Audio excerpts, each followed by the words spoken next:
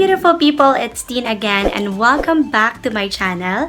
So for today's video guys, I will be showing you my homemade brown sugar lip scrub.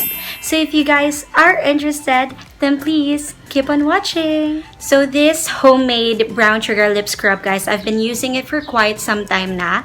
It's because I really have dry and pale lips, so I really need it. So as you can see, it's really dry. And buti na lang medyo mayroon siyang kulay ngayon. So the ingredients guys, the ingredients that we will be needing for our homemade brown sugar lip scrub are, first of all, brown sugar. Brown sugar kasi mas gusto ko yung granules niya compare sa like white sugar or granulated sugar. Medyo malaki-laki kasi yung brown sugar, good talaga siya for scrubbing. Next, we have honey. Alam naman natin na maraming benefits ang honey, which is very important talaga siya. Next naman na ingredient that I have for my homemade brown sugar lip scrub is Vaseline Petroleum Jelly. Vaseline Petroleum Jelly, kasi alam nyo naman yung mga benefits din ng Vaseline Petroleum Jelly. Hindi lang siya nakaka-smooth guys ng lips. You can also use it actually sa eyelashes ninyo if you want to have very long eyelashes. So the next ingredients that we will be needing is vanilla extract. So I usually put vanilla extract on my homemade brown sugar lip scrub. It's because gusto ko yung scent ng vanilla. It's not too strong. Tapos hindi naman siya super light. So very nice siya and very good siya. Nag-fit talaga siya sa ating homemade brown sugar lip scrub.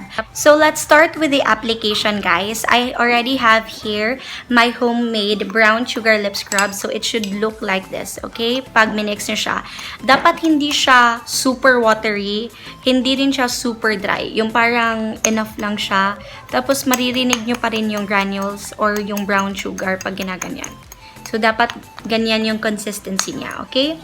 So, not too watery and then not too dry din siya or yung parang kulang yung tubig niya.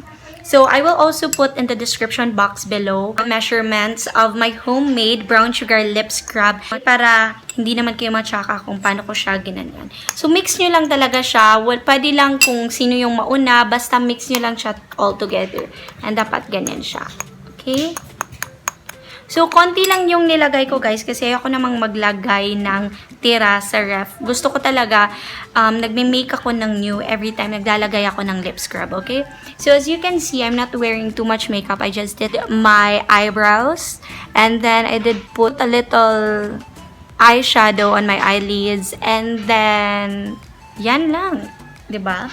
And then, I didn't put anything on my lips kasi I will really show you how to apply my lip scrub para alam nyo naman kung paano talaga siya pag-apply.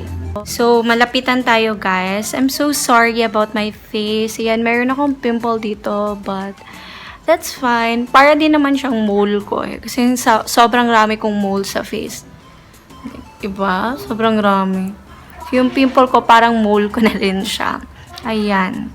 So, I will show you guys how I apply my homemade brown sugar lip scrub.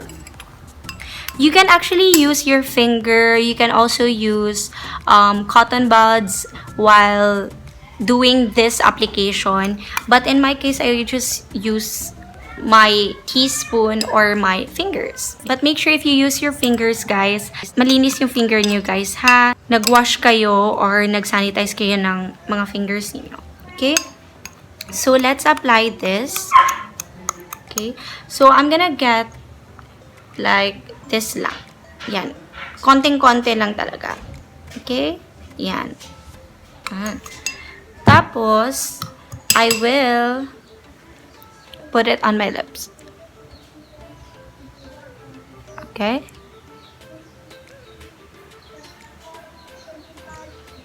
So, para kang nag-lipstick lang, guys. Sobrang tamis.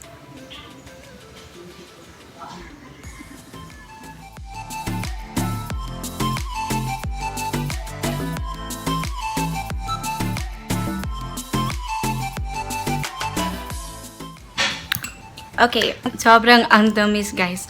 So, leave it for about 5 seconds to 10 seconds or 1 minute para talaga mag-set siya sa ating lips. Sobrang kailangan na kailangan ko to guys kasi sobrang dry ng lips ko. Tapos sobrang ang pale pa ng lips ko guys. So once nag-set na siya sa lips ninyo guys, ganito siya.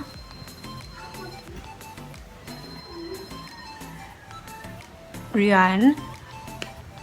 Medyo nakakain ko na yung brown sugar. Sobrang sarap. So, what we're going to do next is we're going to scrub it. Okay. So, I'm just going to use my middle finger and this is what I'm going to use to scrub my homemade brown sugar lip scrub. Make sure na sanitize yan or clean if you're also going to use your fingers. Okay?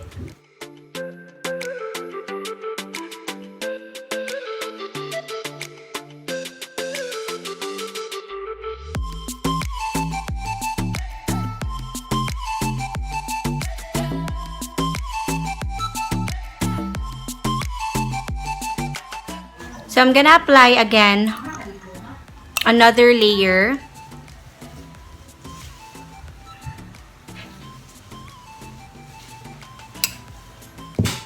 And then scrub it again.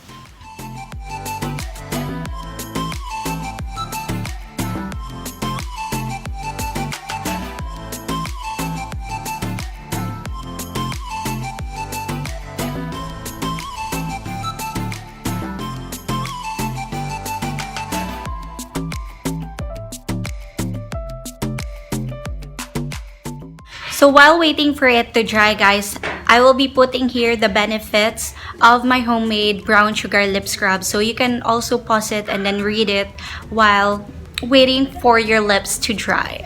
So once that is done guys, I'm going to use my cotton sheet. You can also use whatever you have there. You can use wipes or any cloth na pwede nyong gamitin para burahin yung homemade brown sugar lip scrub natin. So I'm just going to use my cotton sheet.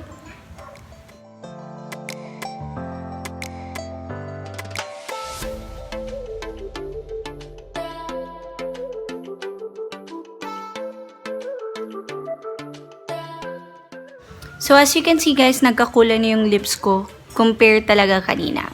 After doing that guys, I'm going to use my Vaseline Petroleum Jelly. And I'm going to apply an ample amount on my lips.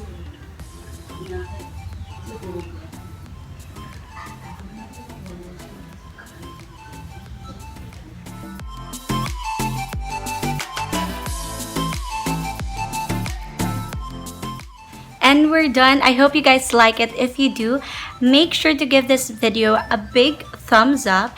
And also, don't forget to follow me on my social medias, Instagram and Facebook. Here, subscribe to my channel and click the bell button beside it to be notified every time I upload videos. And I'll see you guys on my next video. Bye! Thanks for watching!